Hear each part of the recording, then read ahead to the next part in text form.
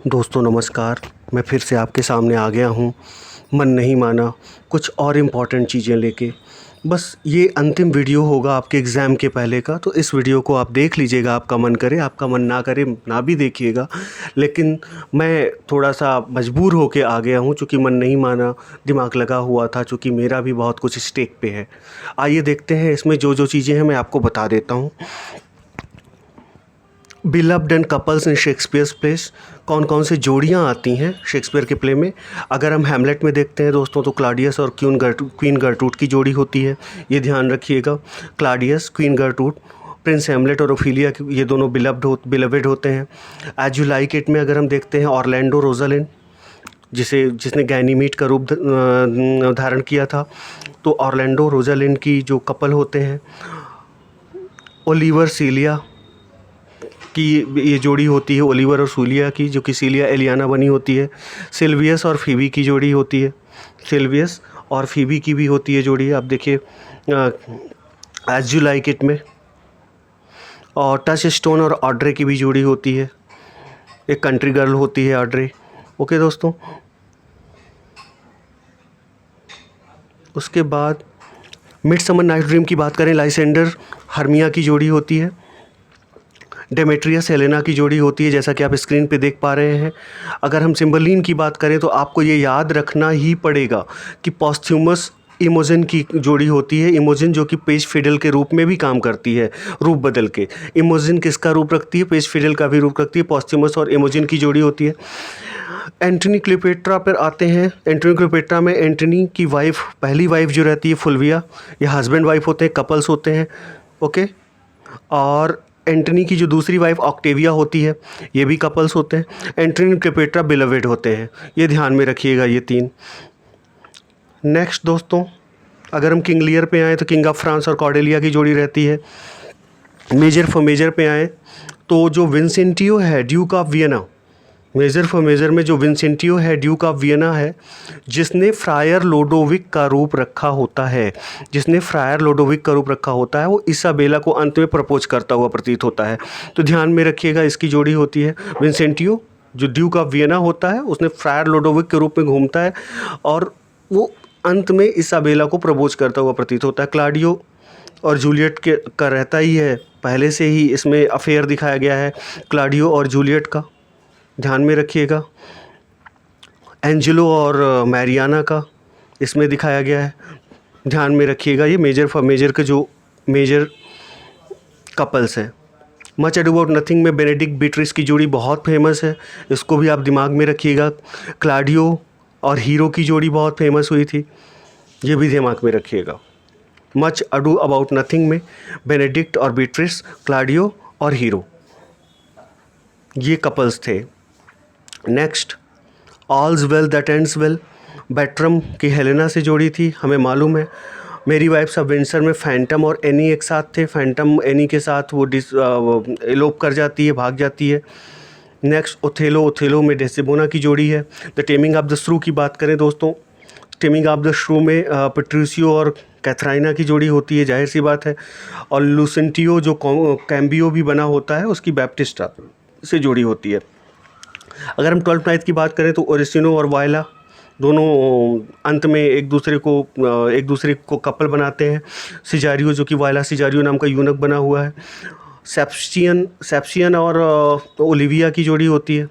Okay, ओरिसिनो, वायला की, सेप्सियन और ओलिविया की। टेम्पेस्ट में फर्डिनेंड मिरांडा की जोड़ी होती है, हम जानते हैं। विंटर्स टेल में फ्लोरिजल और पर्डिटा कपल्स होते हैं, फ्लोरिजल और पर्डिटा।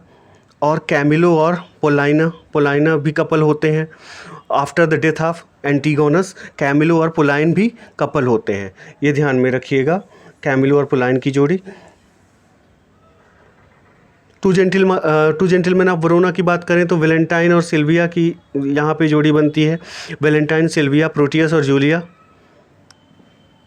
अगर हम बात करें मर्चेंट ऑफ वेनिस की, मर्चेंट ऑफ वेनिस में हम देखते हैं दोस्तों, बसानियो विद पोर्शिया, बसानियो और पोर्शिया की एक जोड़ी होती है इसमें, जो पोर्शिया इसमें बाल्थाजार और डॉक्टर ऑफ लॉ भी बनी होती है। ग्रेशियानो अगर हम ग्रेशियानो की बात करें और नेरिसा के साथ इसकी जोड़ी होती है, ग्रेशियानो और नेरिसा की, नेरिसा क्या बनी होती है इसमें, स्टेफनो बनी होती है, बाल्थाजार का लॉ क्लर्क जो होती है। नेक्स्ट दोस्तों,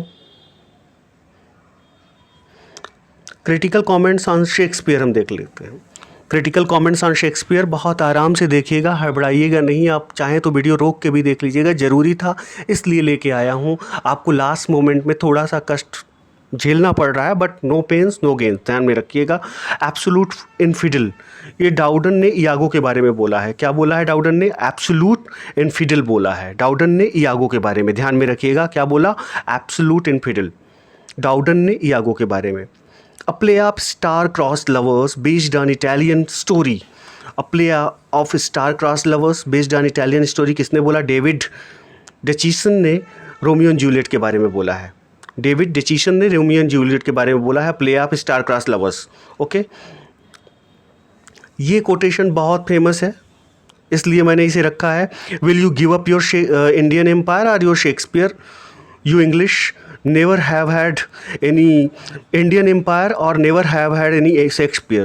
Thomas Carlyle in the lecture of hero as a poet Date Shakespeare, इसमें बोलते हैं विल यू गिव अप, कि अपना क्या आप अगर कल्पना करो कि अगर आपको इंडियन एम्पायर और शेक्सपियर में से छोड़ना हो तो आप किसे छोड़ते? कल्पना करो कि क्या इंडियन एम्पायर नहीं होता तो अच्छा था, शेक्सपियर नहीं होते तब अच्छा था, क्या ज़्यादा अच्छा था? तो ये है, क्योंकि पिछले वाले में लोगों ने कहा कि नहीं सर हिंदी में भी बताइए, तो मैं हिंदी में भी बताए चल रहा हूँ। नेक्स्ट आते हैं, Othello does not kill Desdemona in jealousy. ये देखते हैं स्टेटमेंट किसका है। Othello does not kill Desdemona in jealousy but in conviction forced upon him by the almost super human art of Iago. Coleridge कहते हैं कि ओथेलो ने Desdemona को ईर्ष्यावश नहीं मारा, बल्कि एक जो इयागो की रणनीति थी सुपर ह्यूमन थी, वो बिल्कुल शक्तिमान वाली रणनीति थी, सुपर ह्यूमन रणनीति थी, उससे फोर्स होके ओथेलो ने मारा, क्योंकि बिल्कुल इयागो के जाल में फंस चुका था, इसलिए उसने डेस्डेमोना को मारा। तो ये कॉलरिज कहते हैं Othello does not kill Desdemona in jealousy but in a conviction forced upon him by the almost super human art of Iago. ये कॉलरिज ने बोला है। Not of an age but for all time, ये Ben Jonson का statement है Shakespeare के बारे में। Of all Shakespeare's plays Macbeth is the most rapid, Hamlet is the slowest in movement. S T Coleridge ने बोला है of all the Shakespeare's plays Macbeth is the most rapid, Hamlet is slowest in movement. कि Macbeth सबसे ज़्यादा तेज़ी से चलता है, हैमलेट बहुत धीमे धीमे आगे प्रोसीड करता है। अगर प्ले की बात करें तो एस टी कॉलरिज का स्टेटमेंट है, ध्यान में रखिएगा। स्वीटेस्ट शेक्सपियर फैंसी चाइल्ड, ये मिल्टन का स्टेटमेंट है। मिल्टन ने ये स्टेटमेंट कहाँ दिया है? स्वीटेस्ट शेक्सपियर फैंसी चाइल्ड, ये मिल्टन का बहुत फेमस स्टेटमेंट है और मिल्टन ने इसे एल एलिग्रो में शायद दिया है, एक बार आप देख लीजिएगा, मुझे बहुत ढंग से याद नहीं आ रहा है, ठीक है। Sweetest Shakespeare fancy child, okay. जहाँ तक मुझे लगता है ये 100%, अब मैं श्योर हूँ कि 100% ये एल एलिग्रो का स्टेटमेंट है, don't be confused, okay. 100% sweetest Shakespeare fancy child. I admire him but I love Shakespeare, Dryden ने बोला है। हिम से उनका क्या मतलब है? हिम से उनका मतलब बेन जॉनसन से है, ओके, कन्फ्यूज मत होइए। Dear son of memory great heir of fame, Milton ने बोला। Dear son of memory great heir of fame, किसने बोला? मिल्टन ने बोला, ध्यान में रखिएगा। Next, others abide our question thou art free, Matthew Arnold ने बोला है शेक्सपियर के बारे में। और मैरियड माइंडेड शेक्सपियर, कॉलरिज का स्टेटमेंट है। Shakespeare has no heroes but only heroines, बहुत ही क्लीशे टाइप स्टेटमेंट है, लेकिन जॉन रस्किन का है, बार बार पूछा जाता है इसलिए मैंने यहाँ रख दिया।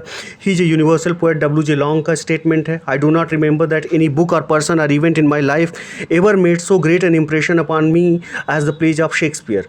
ये कहते हैं, गोथे कहते हैं कि मुझे नहीं याद है कि कोई बुक, व्यक्ति या कोई घटना ने मेरे जीवन में इतना बड़ा प्रभाव छोड़ा है जितना शेक्सपियर ने छोड़ा।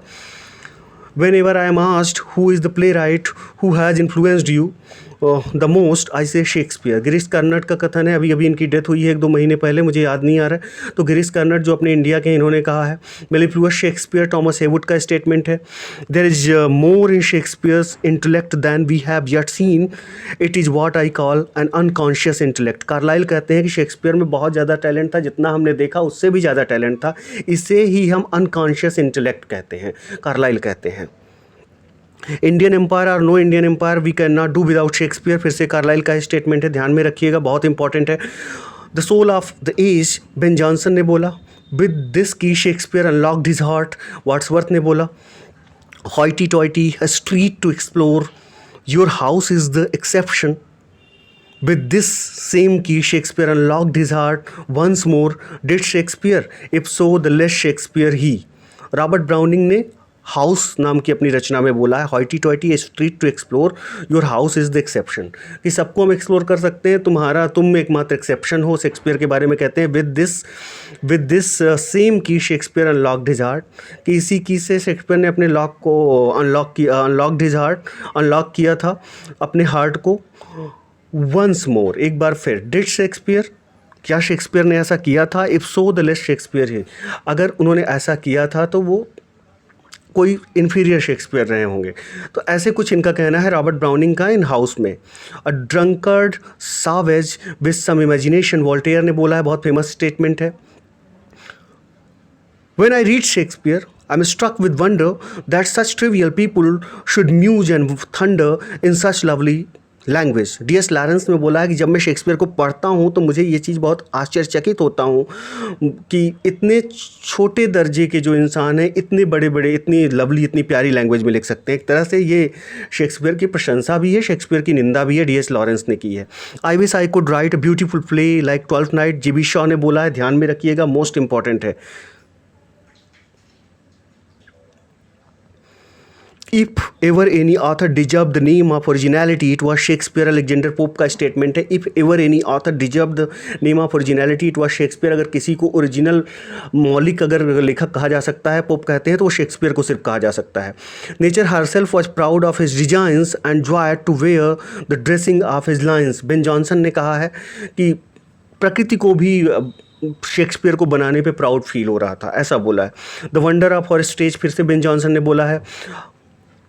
फिर यहाँ देखते हैं, of all his Shakespeare's women Imogen is the most perfect, Miranda is the perfection, most perfect, Miranda is the perfection of maidenliness and Perdita of devotion, कि शेक्सपियर की सारी महिला जो कैरेक्टर्स हैं उनमें इमोजिन जो है सबसे ज़्यादा परफेक्ट है, मिरांडा जो है वो मेडनलीनेस का परफेक्शन दिखाती है कि जैसे कैसे मेडन औरतों को होना चाहिए, एंड पर्डिटा ऑफ डिवोशन, और समर्पण देखना है तो पर्डिटा को देखिए। मिसेज जेमसन ने बोला है, मिसेज जेमसन ने, ध्यान में रखिएगा, मिसेज जेमसन का स्टेटमेंट है।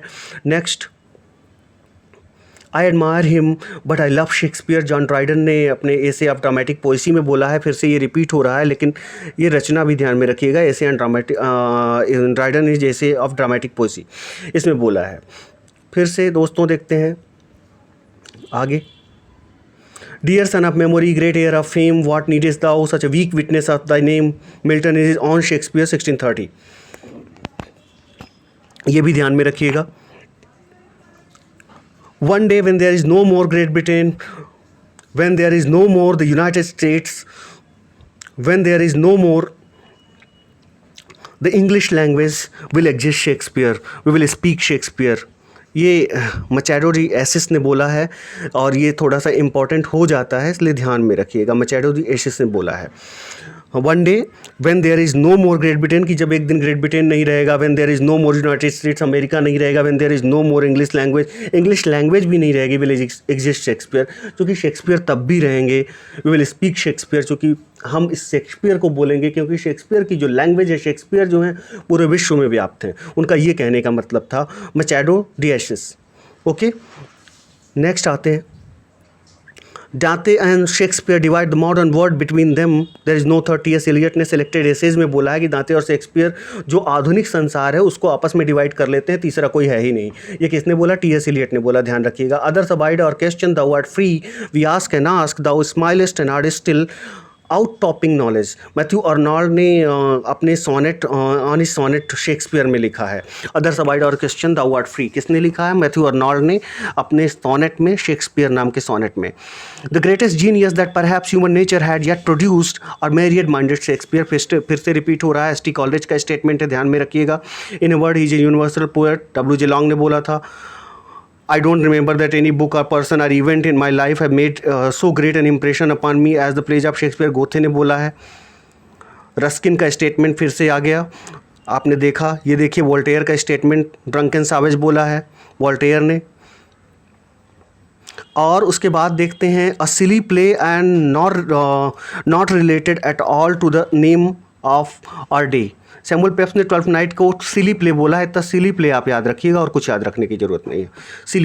सिली प्ले किसने बोला 12th नाइट को? सैमुअल पेपीज ने बोला, सैमुअल पेपीज ने बोला, ये ध्यान में रखिएगा। Next, the worst that I ever heard in my life. Samuel Pepys ने रोमियो एंड जूलियट को वर्स्ट बोला है, ये भी ध्यान में रखिएगा। बस एक एक लाइन ध्यान रखिए, ये वर्स्ट बोला है, ये ध्यान में रख लीजिए, बस दैट्स इनफ, और कुछ आपको ध्यान में रखने की ज़रूरत नहीं है। वर्स्ट बोला है, किसको वर्स्ट बोला? रोमियो एंड जूलियट को, सैमुअल पेपीज ने। फिर से आगे देखते हैं, the most insipid ridiculous play that ever I saw in my life. Samuel Pepys ने मिडसमर नाइट्स को इंसिपिड बोला है, बस एक वर्ड याद रखिए, इंसिपिड बोला है। किसको?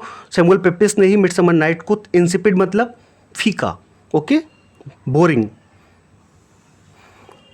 First and Indeed only complete work, J.M. Robertson ने मिडसमर नाइट ड्रीम के बारे में बोला है, शेक्सपियर का पहला और केवल मात्र एक कंप्लीट वर्क है। मोस्ट इंपॉर्टेंट है, ध्यान में रखिएगा, मोस्ट इंपॉर्टेंट, ये ध्यान में रखिएगा कि पहला और एकमात्र कंप्लीट वर्क J.M. रॉबर्टसन ने बोला है मिडसमर नाइट ड्रीम के बारे में। नेक्स्ट दोस्तों, अ मोटिवलेस मेलानिटी, कॉलरिज ने यागो के बारे में बोला है, बहुत फेमस है, ध्यान में रखिएगा, मोस्ट इंपॉर्टेंट है। Hamlet's experience simply could not have happened to a plumber, George Bernard Shaw ने बोला है। हैमलेट्स एक्सपीरियंस किसी प्लम्बर को नहीं हो सकता, हैमलेट का जो एक्सपीरियंस हुआ था, जॉर्ज बर्नार्ड शॉ ने बोला था। An artistic failure, T.S. Eliot on Hamlet on the basis of objective correlative के आधार पर आर्टिस्टिक फेलियर बोला हैमलेट को T.S. एलियट ने। आर्टिस्टिक सक्सेस किसे माना है? कोरियोलानस को माना है, मैकबेथ को माना है, ठीक, ध्यान में रखिएगा। लिस्ट ऑफ शेक्सपियरियन कैरेक्टर्स, ये बहुत इंपॉर्टेंट है, मैं आपको लिए ले आया हूँ, आप धैर्य से इसको सुन लीजिए। जो मेन कैरेक्टर्स हैं उसको मैं रिपीट कर रहा हूँ अंत में, कल आपको एग्जाम देना है, ध्यान दीजिए। पोलोनियस हैमलेट में आता है, पोर्शिया मर्चेंट ऑफ वेनिस में आती है, प्रॉस्पेरो द टेम्पेस्ट में आता है, पक मिडसमर नाइट ड्रीम में आता है, रीगन किंग लियर में आएगी, रोजालिंड हैज यू लाइक में आएगी, रोजेनक्रैंज एंड गिल्डस्टन दोनों ये हैमलेट में आएंगे, टिटैनिया मिडसमर नाइट ड्रीम में आएगी, touch stone age You Like It में आएगा, वॉयला 12th नाइट में, वियर्ड सिस्टर मैकबेथ में, Antonio the merchant of Venice में, एरियल द टेम्पेस्ट में, Beatrice much Ado About Nothing में आती है, Benedict much Ado About Nothing में आता है, कैलिबान द टेम्पेस्ट में आता है, क्लॉडियस हैमलेट में आता है, कॉर्डेलिया का कैरेक्टर किंग लियर में आएगा, डेस्डेमोना का ओथेलो में आएगा, डंकन का मैकबेथ में, सर जॉन फाल्स्टाफ हेनरी 4 में आएंगे, part 1, Henry 4 part 2, Henry 5 merry Wives of Windsor, इतने में आएंगे sir John Falstaff. Friar Lawrence Romeo and Juliet में आते हैं, मोस्ट इंपॉर्टेंट है, ध्यान दीजिएगा फ्रायर लॉरेंस को। गर्ट्रूड हैमलेट में, गॉनरिल किंग लियर में, Katharina the taming of the श्रू में आती हैं, मैल्कम मैकबेथ में आता है, मार्कस ब्रूटस जूलियस सीजर में आता है, मिरांडा टेम्पेस्ट में आती है, Nick Bottom Midsummer Night Dream में आएगा। निक बॉटम कहाँ आएगा? मिडसमर नाइट ड्रीम में। ओबेरॉन मिडसमर नाइट ड्रीम में आएगा। ओफिलिया हैमलेट में, Orlando As You Like It में, Petruchio the taming of the श्रू में, द टेमिंग ऑफ द श्रू में, Pistol Henry 4 part 1, Henry 4 part 2, Henry 5 merry Wives of Windsor. जहाँ जहाँ फाल्स्टाफ आएगा वहाँ वहाँ पिस्टल भी आएगा, इंपॉर्टेंट कैरेक्टर है, don't take it for granted. तो दोस्तों इतनी चीज़ें आपको बतानी थी और यहीं से शेक्सपियर पे मैंने सारी चीज़ें आपको बता दी हैं। बाकी चीज़ें आपने जो पढ़ी है, आप सभी को मेरी तरफ से बेस्ट ऑफ लक। आप सब बहुत अच्छा करेंगे और आप सभी का ईश्वर आपके साथ है। थैंक यू वेरी मच दोस्तों।